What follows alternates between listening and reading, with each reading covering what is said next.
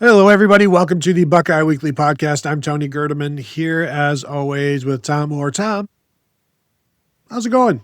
Tony, it is everyone's favorite day of the week, Michigan Monday.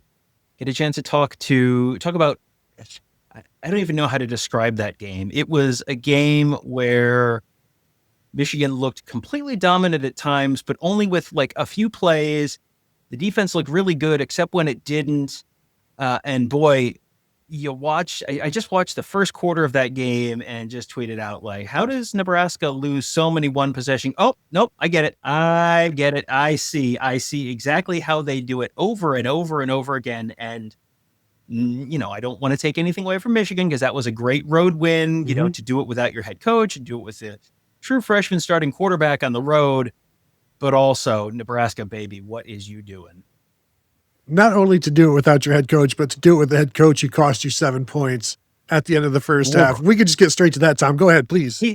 Biff Poggi, baby, what is you doing? You have been a head coach before. This is one of these things where if you've ever seen a football game, what is going to happen if you're playing a team that has a quarterback with a strong arm and they have the ball near midfield and they can run the clock down to 1 second? What do you think is going to happen? Exactly what happened. Of course, all you have to do is call timeout with 17 seconds left, and then they have to punt the ball away. You can play punt safe. You don't need to take any kind of a chance. You don't need to worry about if you're worried about, oh, what if a ball hit? What's the ball hits the returner? Don't put anyone back. Just play punt safe. Call a timeout with 17 seconds left so that they can't throw the ball down the field, or if it's incomplete, which almost certainly it's going to be, because what are the odds Michigan gives up a long Hail Mary touchdown? That can't happen. And you get the ball back, and then they're going to punt it because they're not going to be willing to risk handing you the football at midfield, because then you could throw the ball into the end zone with your quarterback who has a strong arm. Yeah, that was one of the most rudimentary mistakes you ever see a coach make in terms of clock management. That was Cristobal-esque to do that. And Biff Poggi's been a head coach. Biff Poggi's been head coach in high school. Biff Poggi was a head coach of Charlotte a couple of years. Like, this is basic stuff, but it didn't. It ended up costing them a bunch of momentum going into the half, which Nebraska, in classic Nebraska fashion, was able to capitalize on for about 12 seconds after halftime, and then immediately gave up a 75-yard touchdown run. So it didn't end up costing them in the end, but to hand them 7 points at the end of the half in a game that ended up winning by 3 was you'd better be giving a lot of people hugs for bailing you out in the second half. Well, I'll just correct you, Tom. You've got the order of the long Michigan touchdown runs out of order. The 75-yarder came before the Hail Mary. It was later on the 54-yarder from Jordan Marshall. Understandable. Yeah. That sorry. All we of these regret long, the error. all of these long touchdown runs. So let's talk about that. Michigan rushes for 286 yards in this game. They had a 75-yarder from Justice Haynes, a touchdown, a 54-yard touchdown from Jordan Marshall, and a 37-yard touchdown from Bryce Underwood, which was a great call, a nice QB draw there. So that's like 166 yards rushing there on those 3 snaps. None of those guys were touched on any of those carries. There were no broken tackles. This was just fantastic blocking, fantastic sightseeing for Bryce Underwood. There was like, how could you not see this? But the other 2 guys got through their hole. I think Greg Crippen, center, just may have been the best game I've ever seen him play. And the times he was pointed out was for doing good things, which is not always the case for him. So he was doing a really good job against the Nebraska defensive line. But Tom, you take away that 166 yards rushing on those 2 carries, and then 30 carries for like 120. That's still 4. So we can't harp on that one too much, but 286 yards rushing. They did all they needed to do against Nebraska. And yet it was a 3-point game. And Tom, let's not forget, and we're jumping around. I know I'm jumping around. Nebraska had 2 wasted possessions to start the game. Yeah. The first note that I had for the game was the first play of the game. They run right at Jayshawn Barham for a big gain. And it's like, okay, maybe you found something that the guy who's maybe a little bit undersized, you can run right at him, and that sort of neutralizes his speed. That's something we saw teams try and do against Chase Young, for example, at Ohio State. It's like, okay, maybe you found something. What do they do on the second play? They drop back. what happens? Well, Jason Barham gets pressure and maybe had a sack, but he certainly got pressure and impacted both of those. And so then they drive down the field. They have a very effective opening drive. Oh man, this is great. Look at them. The crowd's all into it. It's great. It's 2nd and 3 at the 7, Tony. What is it time to do? You can take advantage of the fact that 3 plays to get 3 yards and continue to drive. You could do lots of stuff. Tony, is it ever time to throw a fade in the red zone? I would submit no, unless you have Jeremiah Smith on your team. Tony, does Nebraska have Jeremiah Smith on their team? No, they don't. So then you threw an incomplete pass, and then you run it into this line a couple times when you know you're going to run it into the line, and then they ended up failing on 4th down. And then the second drive, they get the ball back. They got the ball back on their on the 37-yard line. Michigan. 37-yard line of Michigan. They go 7 plays, 11 yards, miss a field goal, and it was just like, oh, okay, I see how this game is going to go, and it pretty much went like that. And I want to make sure we are being extremely clear about this. This is not something that like just happened to Nebraska. Michigan's defense had a lot to do with Nebraska struggling, and I think we probably need to. We always sort of start by default with like, well, what did the quarterback do? I feel like we need to start with the Michigan pass rush and the Michigan defense, just the impact that they had, the defensive front, and just, the front 7 and the disguising of the rush, and dropping guys who looked like they were going to blitz. And they just had Dylan Raiola in hell for huge portions of the game. He was, the story of the game was that pass rush, 7 sacks, 9 tackles for loss. He did a good job a couple times getting away from the sack to make a play.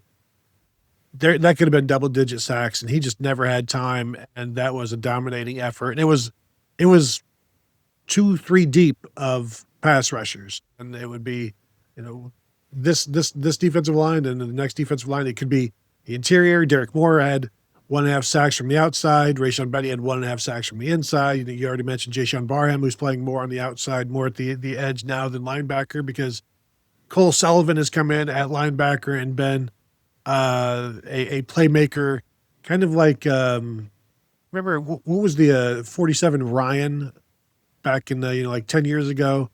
Yeah, Jay is from Cincinnati, right?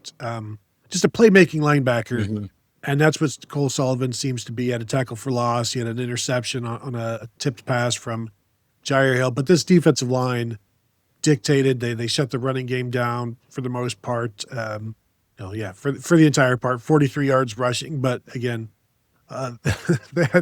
they gained 94 yards on the ground, lost 51, 49 of those being via sacks and things like that. So this was a dominating effort from the defensive line. You watch this and you're like, this seems like what Michigan intends. Like I think this is more Michigan than Nebraska. I think Nebraska, they don't have a great offensive line, but this was a Michigan defensive line that just kept rolling through and never got tired.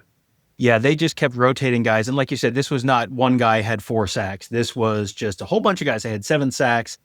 And I think they had 7 different guys who were a part of those 7 sacks. It just kind of guys came from all sorts of different directions, and Nebraska just never got it figured out on the offensive line. And, there were times when Dylan Raiola was holding the ball way too long, where you've got a blitzing linebacker and you've got a running back who steps up to pick up the blitzing linebacker and picks him up, but he's not going to be able to hold the guy for 3 seconds. You got to recognize, okay, there's a blitz coming.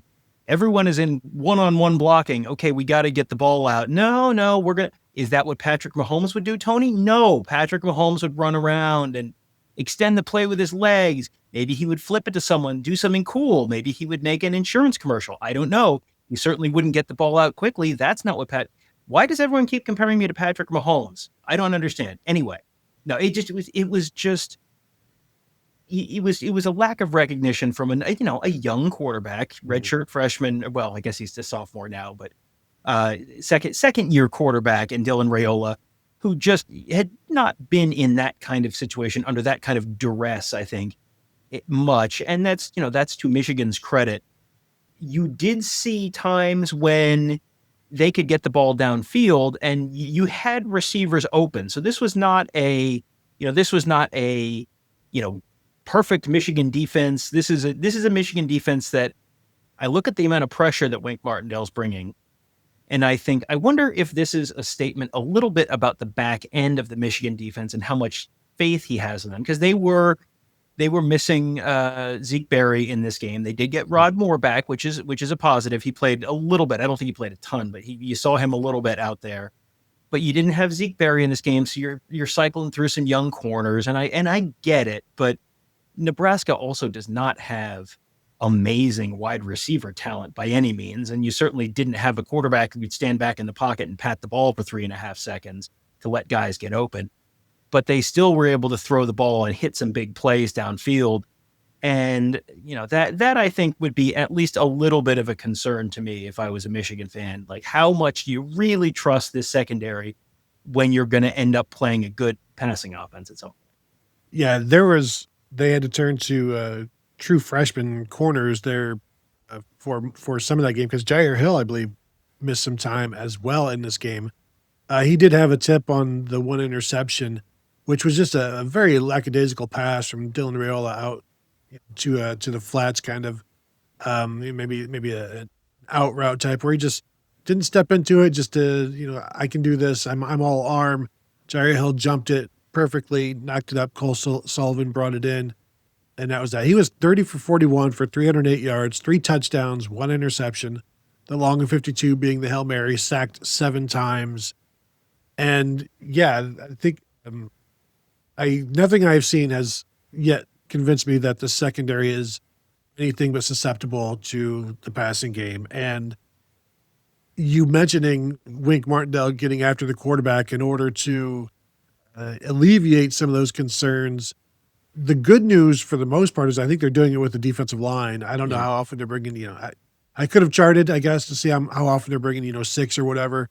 I don't think it's necessarily like that, because the defensive line is overwhelming them enough right now. They may have to go to more of that when they face a better offensive line, and we'll see how the secondary holds up. But they're playing some freshman corners out there. Jaden Sanders had a really good game, had a couple nice tackles. But later on, I think they had even more out there, and that's a concern when you're playing freshman corners. Ohio State's doing it right now with Devin Sanchez, who is a number 1 corner, but he's playing in front of sophomores, so that tells you something. And he's the number 3. He's number 1 corner in the recruiting class. He's number 3 corner on the Ohio State football team right now. So it's rare that you want it. I'm not sure that Michigan's recruiting to this point in terms of the secondary has made this I feel great about this. However, I thought Jaden Sanders played very well. One other guy from the defense that I'll touch on is Trey Pierce, defensive tackle, made some plays against the run in the first couple of drives. He's shown up. He's continued to show up. And I think that's about all, other than Brandon Hillman. We'll say it every week. This is the most violent person perhaps in America. He is, he's got a little Clockwork Orange to his game, maybe. He is one of those guys you notice. You really, you notice him out on the field. Sometimes it's for good stuff. Sometimes it's for bad stuff. But he's a big hitter in good ways and in bad ways. He doesn't wrap up. He is looking to level, to lay a blow on you, which sometimes that's great. Sometimes you hit the guy and he doesn't fall down and you end up giving up a big play. He also had a play reviewed for targeting at one point in this game that was, it was close, and it was not targeting because the receiver had caught it and taken one extra step and therefore was no longer considered defenseless. But it was a hit that was you saw why they were reviewing it for targeting. It was a fairly close call. He had a taunting penalty at one point that on the end, was a 4th down play, and it extended a drive or a 3rd down play, extended a drive for Northwestern or for Nebraska. He just, he does amazing things. He makes these huge hits. You can tell receivers feel him over the middle, but also that's not always a good thing. No, and I've said it before that they've got a bunch of strong safeties playing safety, whether they're free safety or strong safety, post or box, whatever. I'm interested to see how well Rod Moore gets acclimated back. This is a good opportunity for him to start getting back. He plays this game.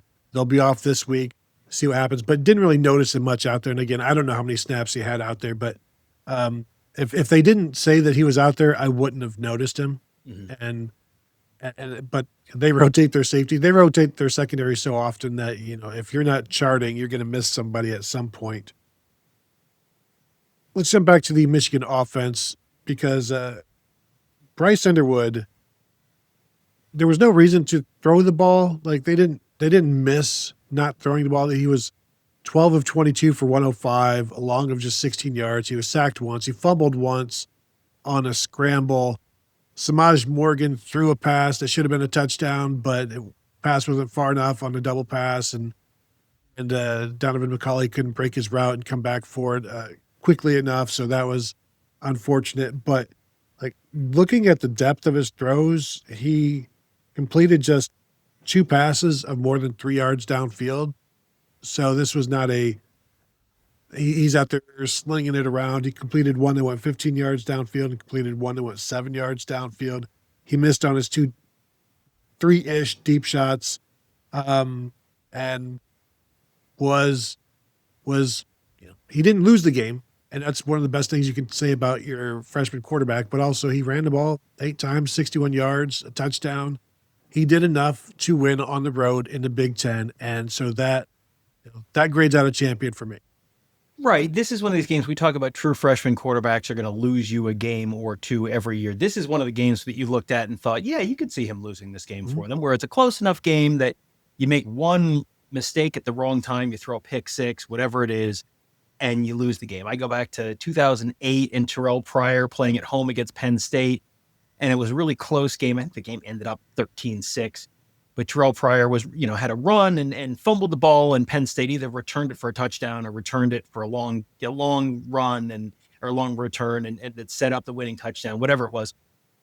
When Underwood fumbles in his own territory, it's like, oh yeah, maybe this is the freshman losing the game for you, and it didn't end up coming back to bite him. But they had, another 1 or 2 times when he's taken, he has decided before the play, this is the play where I'm going to take a deep shot, and you take a deep shot into multiple defenders deep, and you've seen this a bunch, and that's a true freshman. That is a true freshman decision. That you're going to get a lot of true freshman decisions when you start a true freshman.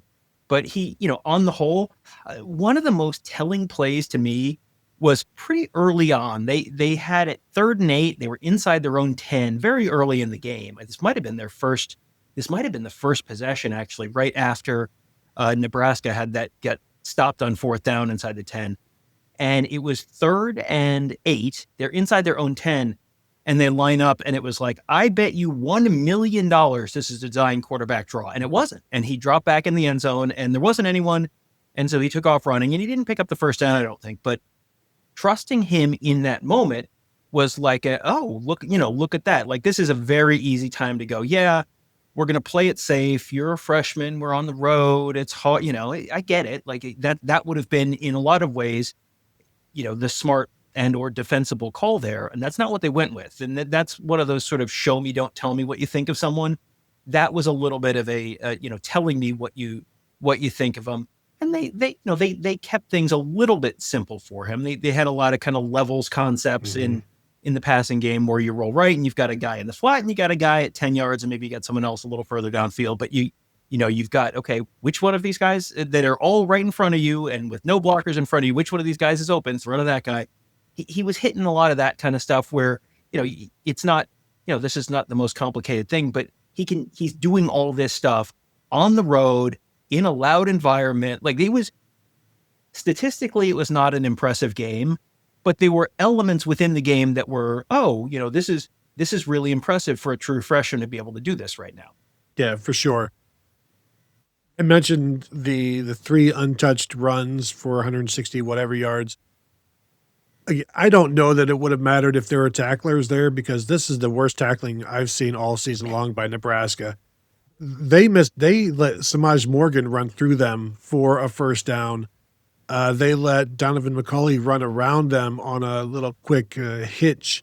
That he's like a 6'4", 220-pound guy. He's not supposed to be able to like juke you, and he did that. They had a swing pass on like 3rd down to Justice Haynes, and they could have blown it up, but they didn't. They were not making the tackles there at the end of the game. Maybe 3 consecutive third downs Michigan picked up.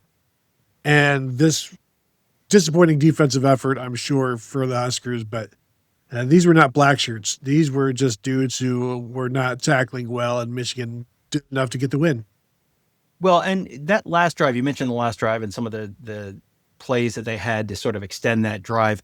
Michigan had some really good calls. There was a screenplay on third down on that last drive where Nebraska was blitzing 6 guys, I think, and it was just Underwood just sort of flipped the screen out to Justice Haynes for first down. Next third and long, what's Nebraska going to do? Well, they learned their lesson from last time. They're not going to bring the blitz. Okay, so they're going to drop everyone. Okay, well, they just run a draw to Justice Haynes, and he picks up a first down. It was like a 3rd and 11 or something, and it was just like a little draw play, and he picked up a first down. That drive was 16 plays, 77 yards, 8:46 off the clock. That was an incredibly impressive drive where, yeah, Nebraska's defense was probably tired. And yeah, you had it just ended with a field goal, but that was exactly what they needed in that moment to be able to sustain that drive, because you really hadn't seen them sustain a ton of drives throughout the game. Your 3 touchdown drives were 3 long plays. I think it was 1 play drive, 1 play drive, and 2 play drives. It was boom, boom, boom, real quick. They hadn't really sustained anything throughout the game. When they needed to, they were able to do that. One play I did want to kind of shout out that you talked about not completing passes downfield.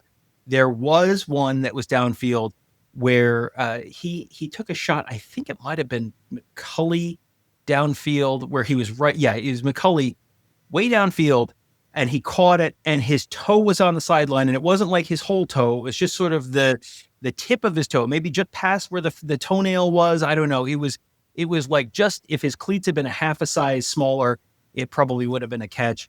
So he didn't have a downfield completion, but that was a downfield completion if Donovan McCulley's feet are a little smaller. So I wanted to sort of shout that out. We also, Jordan Marshall had not been anything, super mind-blowing so far this season. It had really been a lot of us talking about Justice Haynes. Jordan Marshall's rushes, he only had 6 rushes on the day. He ran for 7 yards, 8 yards. That was a really impressive one where a defensive tackle had him wrapped up basically at the line of scrimmage. He breaks the tackle and ends up getting 8 yards on it. Next snap, 54-yard touchdown. After that, no gain, 3 yards and 8 yards. If you're picking up 2nd and 10, you're picking up 7. That's a productive play. 1st and 10, 8 yards, 54 yards, touchdown. That's a productive play. 3 yards on 1st and 10. You're not quite staying on schedule, but you're close. And then 2nd and 7, picking up an 8-yarder. Really, the only play was a 2nd and 10 for no gain that he wasn't, staying on, keeping them on schedule or close to keeping them on schedule. It's only 6 plays. It's Nebraska. They really didn't tackle well, but still, that's I think the most impressed I've been by Jordan Marshall so far. Yeah, we talked about how, he had the bowl game against Alabama last year, but this was the most he stood out, and not necessarily just because he hit the home run. It certainly helps, but you've got another guy that can give Justice Haynes a break, because he's probably not going to hit a home run every week. I don't know. I'm not saying he's not going to, because at this rate, he continues to, and he's been impressive. And once he gets through that second line, nobody's been able to catch him yet. Anything else from this game that you wanted to touch on? The one thing that I did want to mention was Dominic Zavada, who has missed a couple very uncharacteristic misses earlier in the year, and we were wondering, is he hurt? What's going on with him? In this one, they lined him up from 56, and he hit the net behind. I mean, it would have been easily good from 60. So the answer may be he may have just had a couple weird ones. I don't know. He didn't look hurt on that one. So, if they've got Dominic Zavada back, and you're playing you're potentially playing 1-score games like this, that's a pretty good weapon to have a kicker who can just kind of casually drill one from 56 yards. Yeah, he seems like he's back. A 56-yarder, 46-yarder, and a 21-yarder to give them the insurance there at the end. So there you go. Michigan 30-27. Still think there's some damage you can do in that secondary, but you've got to hold up against the pass to get it done. And so, if you could hit the thumbs up before we go, if you're watching on YouTube, we would appreciate that. If you've not yet subscribed to the channel, please do so. And if you've not yet subscribed to us at BuckeyeHuddle.com, we'd love to see you there. Ask you to do that for us. We greatly appreciate it. You can check us out there on the Buckeye Huddle message board presented by Jeff Ruiz Columbus, talking about this, talking about the Buckeyes, talking about the immense game in Washington this week. We will be out there leaving on Thursday, which means we'll get out there, I don't know, time zones and things like that, early sometime Thursday night-ish. Come back Sunday. We'll have plenty of things planned from there. Dropping a bunch of stuff on YouTube. So just, again, subscribe to the channel. It's the best way to find out what we've got for you. So thank you all for tuning in, and we'll talk to you all later.